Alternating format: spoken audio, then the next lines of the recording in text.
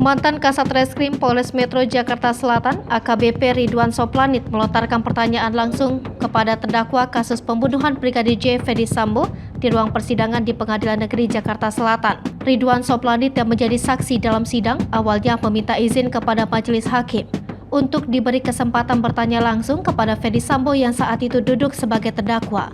Ia kemudian melihat ke arah Ferdy Sambo dan menanyakan mengapa harus banyak orang yang dikorbankan dalam kasus pembunuhan Brigadir J, termasuk para aparat kepolisian yang tidak mengerti apa-apa terkait dengan pembunuhan tersebut. Majelis hakim kemudian meminta tanggapan dari Ferdy Sambo diungkapkan setelah keterangan saksi lainnya selesai didengar. Diketahui Ferdy Sambo dan Putri Chandrawati didakwa melakukan pembunuhan berencana terhadap Brigadir J bersama-sama dengan Richard Eliezer, Ricky Rizal, dan Kuat Ma'ruf. Dalam dakwaan disebutkan bahwa Richard Eliezer menembak Brigadir J atas perintah Ferdy Sambo. Peristiwa pembunuhan Brigadir J disebut terjadi usai Putri Chandrawati mengaku dilecehkan Brigadir J di Magelang.